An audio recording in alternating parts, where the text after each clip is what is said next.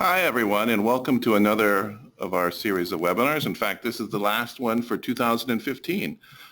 Today we'll be talking about plugins, one of the great features in Apperyio that people don't use enough, I think. But Max will tell you how to do that. So just pretty briefly, we have a pretty simple agenda that we're going to try and cover in 40 minutes. We'll be doing an overview of the existing plugins. We'll show you how to create, how to work with the plugins, and then we'll answer your questions at the end. So let me switch to Apperyio platform. And what I have here is I already created an app, right? And let me quickly show you what it does. Let's open it. So we'll use this app to create the plugin. All right. So this app is pretty simple. What we actually use is we use Uber API to get the products information or the Uber products which are available based on your location. All right. So when you request an Uber, right, it shows you which products are available. So Uber X, for example, or Uber Black. Anyhow, so they offer an API. So if you're building an app, you can do that. And so we're using this API here just as an example. Now, this is how the app works. So let me launch it, and I'm going to click Get Products. Right, and basically what it does is that it uses geolocation, right, to get my location, and then it shows the Uber products which are available in my location. So let's quickly go and see how this app works. Okay, so right here I've got two services. I got the geolocation service, right, and I also got the Uber script. So what I'm actually doing is that I'm using server code to invoke the Uber service. We're going to jump to server code in just a second. Let's switch to data. And so what happens, we first invoke the geolocation. That's to get the latitude and longitude information. That's what the Uber service requires, right? So it gets your latitude, longitude information. And then we invoke the actual Uber service and get the products available. So we can see, all right, so this is displaying the list, all right? We get the little icon, and again the name and then the description. And we can also quickly look at the geolocation, and you can see that we store the latitude and longitude information into the local storage, and then from local storage we pass it to the service. So this is on the UI. Let's open server code and see how the Uber service script works. So I'm going to Uber script, all right? And right here, what happens is, again, the Uber service requires latitude and longitude information. So these are the inputs to the script, right? So that's the information that I'm passing from the app to the script. Now this is the actual API endpoint, and this is the Uber server token that I need to use. So as with many APIs, you just set up an account and you're going to get this token. So I put together the parameters, and then I simply send a request, okay, and then I get back a response, right? You can also test. The script right here. Right? So for example, I've got the two locations here, and then I can go and click Save and Run, right? And I get the information based on this location, right? So we can see right here there is a Uber X. Let's see here. Let's make this a little bit bigger, right? Uber X, Uber XL, and so on. Anyhow, so we're just using a script to invoke a third-party API. I mean, in this case, it's Uber, all right? And so again, and this is the app, right? So we see the app. Now, how do we create a plugin from it? Well, what's really nice is that creating a plugin is actually very simple. So there is nothing sort of extra you need to learn. So there is no framework to create a plugins or anything. So a plugin is always created from an existing app. So you go, you build your app, the way you always do, and then you decide, well, you know what, this is a pretty nice functionality, so I would like to reuse it, right? Or I would like to make it available to my team members. Maybe we can start every app using this, this template basically. And so you can say, you know, I want to make it a plugin, and that's very easy to do. So let me show you how you create a plugin. You go to export. Let me see what happened here. Here we go. So you go to export, and the second option from the top, it says Apperyio plugin, right? And this is the option you select. So basically you export this app as an Apperyio plugin, right? We select that option, and you get this screen. Okay, so first you enter the name. So we're going to say Uber products plugin, and then you give it a description, my Uber products plugin. You give it a version. Now the version is because you can update the plugin, so you can increase the version. Then you select the category. So for example, maybe it's going to go under utilities. You can select multiple categories if you want. That's up to you. You then set a API provider. So this can be any label. So this allows you to search by API provider. So I'm just going to say self. Again, it can be really anything. And then the company URL. So we'll just use, and then if there is a link to your documentation, but we'll just use Apperyio. All right. Now you also want to upload an image icon, and I already have an Uber. And so you just upload an image, right? Now we're almost done. I mean, you can see this is extremely simple. I mean, there's really nothing really to do. I mean, you just enter some information. Now here, you've got two options here. Well, actually three. One of them is disabled, but I'm going to quickly talk about this in just a second. But first is that you can decide whether you want to export the entire project or particular resources. All right.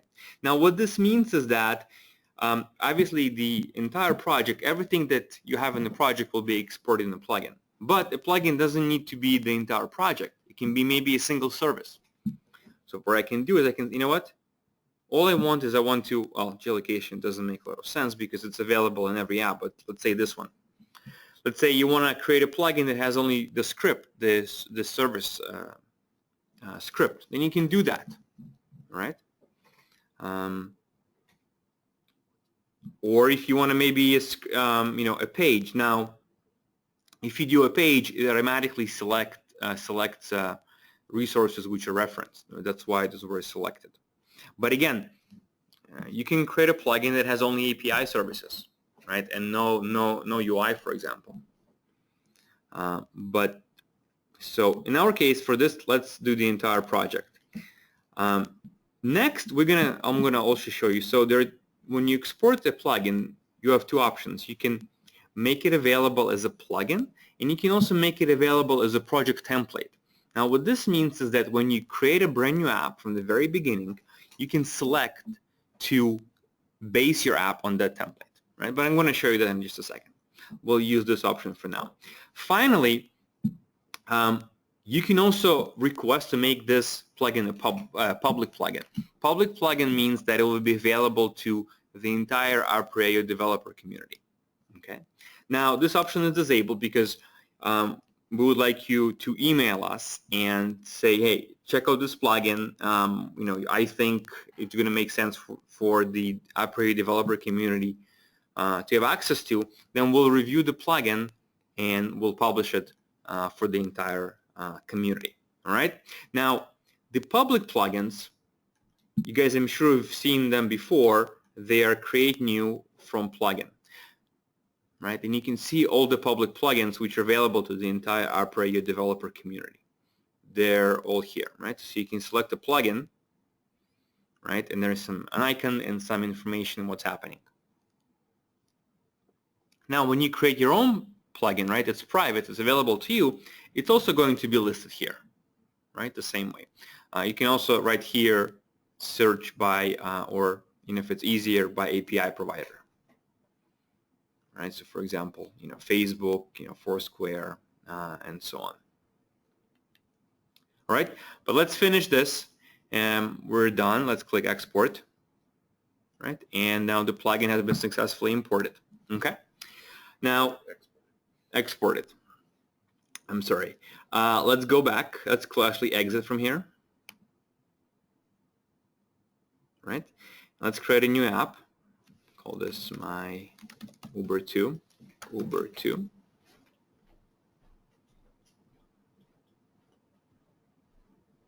All right. And I'm going to go to create new, for plugin. And you can search. You can see this is the plugin that I just created, is right here. So, and you see this is the information that I said. All right. All you have to do is click import selected plugins. Okay. Now, when a plugin has a page, it's going to ask you, do you want to keep, do you want to set the plugin page to be the start page, or you want to keep the original, right? It's up to you. You can always change it later via settings. So, but for example, let's make it to be the start page, apply settings. And what happens is, basically all the resources are now imported. Okay. And we can test.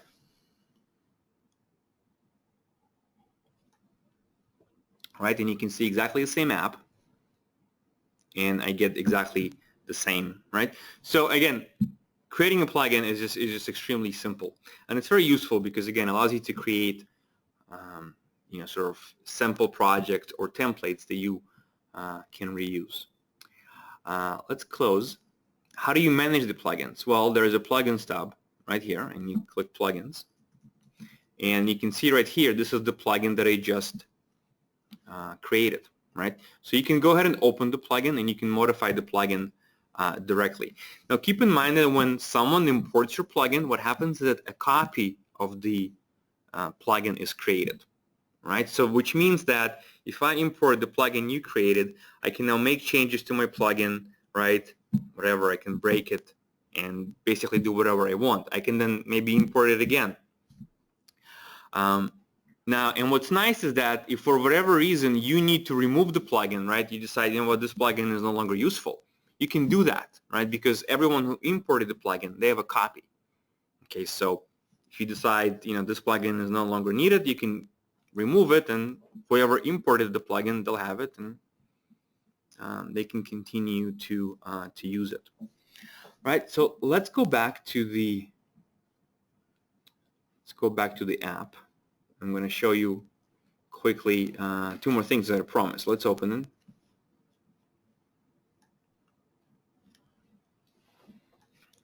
Right, so I've got these services. So let's say I want to create a plugin just with API services. So let me create one more service.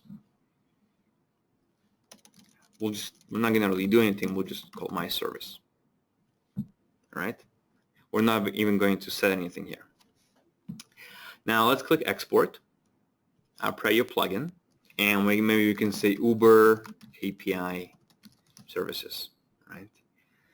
Let's quickly set the icon.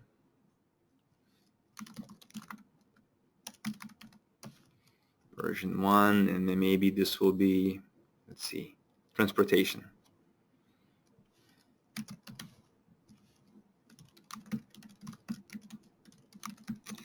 All right. Now, right here, I'm only saying, I don't need the pages, anything. I just need my 2 services. So I'm going to select these 2 services, right, and click export.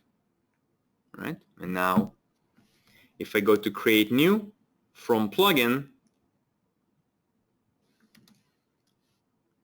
you can see that now I have this this plugin which only holds the 2 services. All right.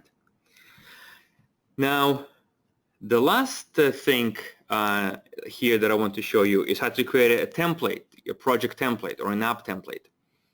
And we're going to export Apperyio plugin. We'll again use the icon, and this is Uber template.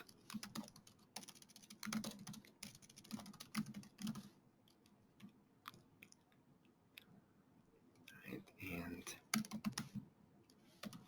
set the URL quickly.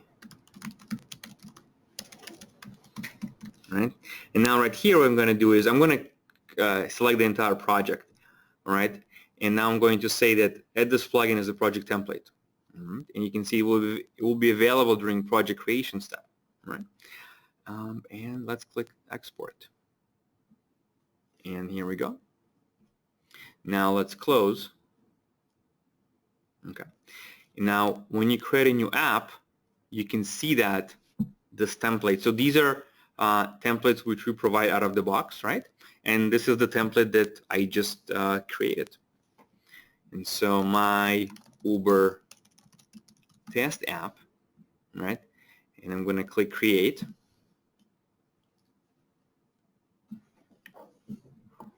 Right? And if I open, right, I can see that I've got these services. The services were imported, right? And I've got the page. So, you know, when you export a plugin, right, the process is the same, right? You just select whether you want to export the entire app or specific resources, right? Now, as for the result, you basically have two options, right? You can make it a plugin which you import from here, right? And the difference really is that once you do it from here, you will import it into an existing app, right? So you might be working on an app and then you just say, well, you know what, I need this plugin. So you can import it at any time. The example that I just showed you, when you do it from here, this is going to be a brand new app, right? So this is a brand new app in this case, right?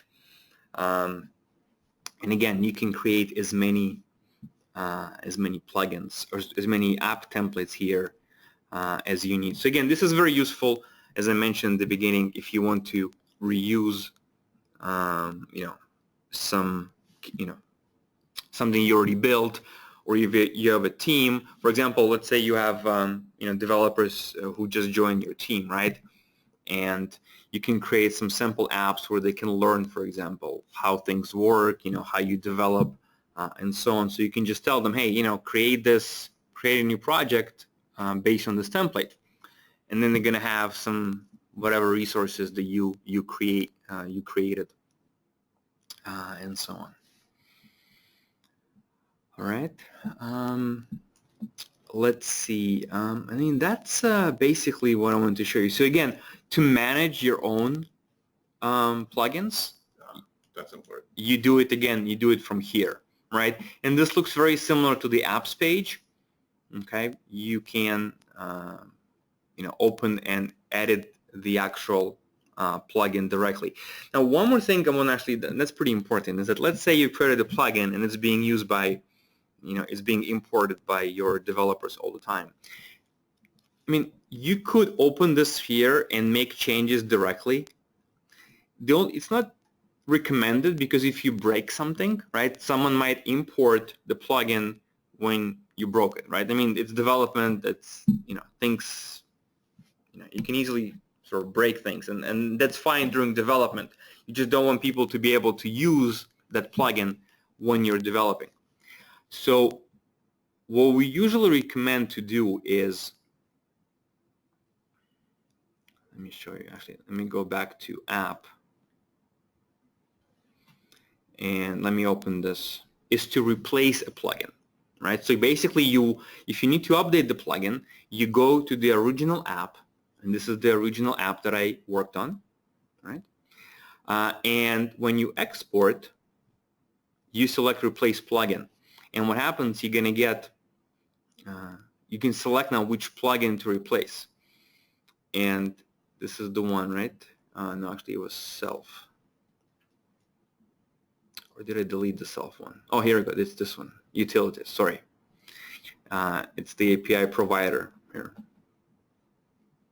Right? So you select to replace, and then you're going to be back at the screen. But what this allows you to do is to make changes to the original app and then replace a plugin. So if you, for example, during development, if you break the app for whatever reason, that's fine, because the actual plugin still hasn't been updated. But once you tested everything, you can quickly replace, and then the next person who imports the plugin, they will be able to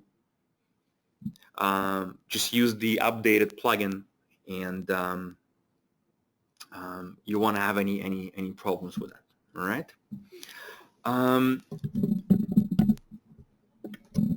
And sort of that's basically it. I mean, that's Well, we'll see what people have. all I wanted to questions show people you. have. Yeah. So the sort of to summarize, creating plugins is very simple. I mean, there's nothing new to learn. You just build an app and you decide to export it as a plugin. But I think it's a very useful capability because, again, it allows you to create components or sample apps and be able to reuse them throughout the app, or create templates. And based on these templates, you can create brand new apps. All right, so let's attack some of these questions. Right. When you replace a plugin, how could a developer on your team update their app if they were using the old version of the plugin? So you get that? I can kind of see that. Yeah, so they can just import the updated version and just maybe delete the old files and resources from the plugin. But if you renamed that assumes you didn't rename the resource in your app. Correct. So you have to keep so to protect against that, you shouldn't rename resources that are brought in from plugins. But even if there are two, if your app has a page with a name and then the plugin has the same name, we're not going to overwrite. We're just going to actually change the name and the plugin slightly and import it. So we're not going to overwrite existing resources.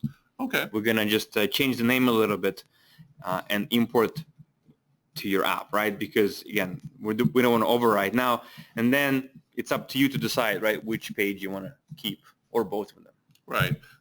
Just really quickly, would there ever be a use for a dynamically updated plugin where you actually wanted people to have it updated, whether they re-import it or not, or is that just too dangerous from a development point of view? It's it is dangerous. I mean, you have to be very careful not to overwrite stuff.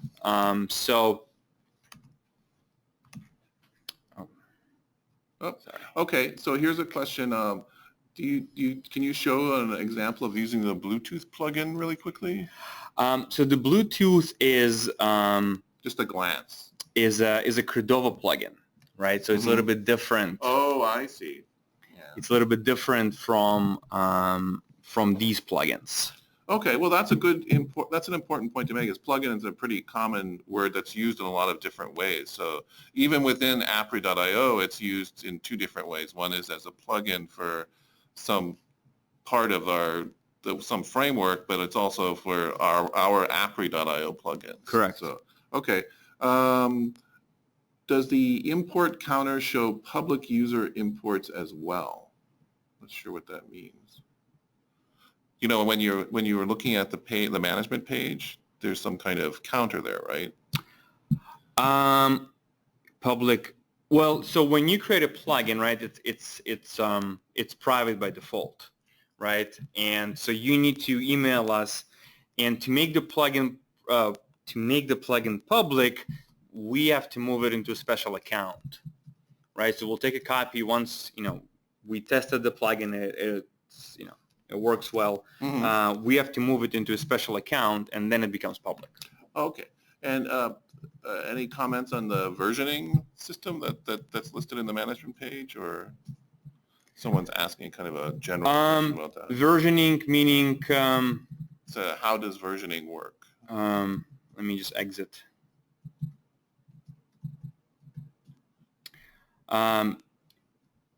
I guess is the question referring to this versioning? Let me see if plugin has. I don't think the plugin has versioning, but we can just itself. Yeah, you'd have versioning for the source app that you were using to develop the plugin. Yeah, let me just double check. Yeah, it's you can create a version of the app. So this is my version number 1, and right, you create a version, and then you can create my version number 2. And at whatever point, you can restore this particular version. So again, you can build something, save a version, then build more, save a version, and so on. Mm-hmm. Oh, okay. do we have a PayPal plugin as part of our existing? Yes, there should be a PayPal plugin. Actually, it's a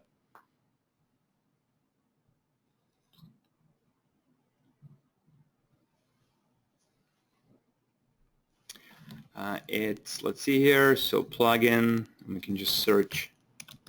Yeah, so there is a PayPal plugin. Okay. Let's see.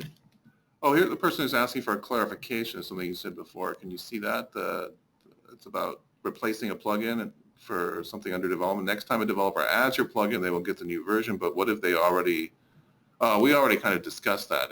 If they already added the plugin and they re-import the new version, as long as they keep the names of the resources the same. Yeah, so I can show you. I mean, what's going to happen is that nothing will be overwritten, right? Again, if you have the same file name, the imported version will have will add a number at the end, or I can show you. So let me go back. So this is the app into which I imported, right, the plugin,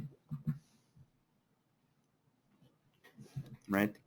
And so let me import this plugin again. So Uber, so I can just search. So import, right? And so you can see what happens is, right, this is what's going to happen. So if you have a page name with the same name, we're just going to add a 2 and so on. Oh, okay. So you can resolve it. Yeah, I mean, and then it's up to you, right? You can decide which page you need and so on. That's the safer route. Yeah, I mean, it's you know, the developer, you have more control, so you don't have to worry about things being, you know, overwritten or merged, and then you know, because, you know, it's very simple to just overwrite stuff by accident, right? Okay. And so, well, this person, the next person has a very interesting possible feature that may, and I guess the idea is whether it's on our roadmap at all, which is to add a notify facility, so that if there's a new version of the plugin available, you can somehow automatically notify. I guess this would be the most for a public plugin, where you want to tell, if you update it, you want to tell people that are using it that there's a new version. Is that on the roadmap?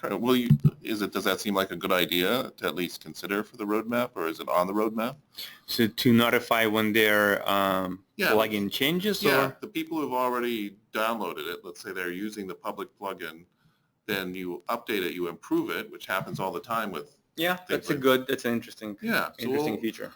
We don't have it on the roadmap, but it's a great idea, and we'll see how it fits in with our plans. Thank you. Here's another thing. It's kind of a question or a feature suggestion, which is, okay, so you have a plugin, you want to keep it private, but you also want to share it with someone, you know, like maybe they're having a problem on a forum or something, and you just want to, is there a way to share with a specific person without adding them onto your plan? Well, yes. So one way is, yes, to add that developer to your account. Now, if the question is about sharing with support, then we have a special feature built in and that's available for apps, databases, pretty much everything. That right here, share with support. So you enable this, and then support will have access to this. To this. But yes, if you want to with a specific person, so that person would need to be on your team, and then you can add him or her right here. Okay. So you were talking about documentation you put a documentation link in there and when you're creating it. There's nothing in the backend services for Apperyio.io now where you could actually put your documentation in Apperyio.io. The idea is you would take care of that yourself, like putting it on GitHub or something like that, and then. Yeah. I mean, this works for the public plugins, right? Where when there's a public plugin available to everyone, then it goes to our dev center. If it's a private plugin, obviously it makes sense for you to put the link to your documentation. Okay. So the dev center is the place to go to for even user-provided plugins. So for the documentation. If they're public. Okay, that's fine. And then another question is, when you save just the services, the service is kind of a mapping between the components and the in a UI and the parameters. What is actually, if it's saved without the UI, without a page, what's actually in there when you do that? That's kind of like when you save it's like half of the mapping isn't being saved. Well, it's so the service, you just get a service. It's just a service, and what you're gonna get is just gonna get what's here. Right? It's separate from the mapping, right? So to do the mapping, we always go to data. Oh, so it's only that step. Okay. Well, so there are two. So this is an instance of the service. This is the mapping, right? Yeah. And this is the actual service. So this is what you're gonna get, right? Oh. Okay. And then you can use it on, any number of pages. Okay. Okay. That's clear. All right. Well, I think we're gonna wrap it up now. We try and keep it to 40 minutes maximum.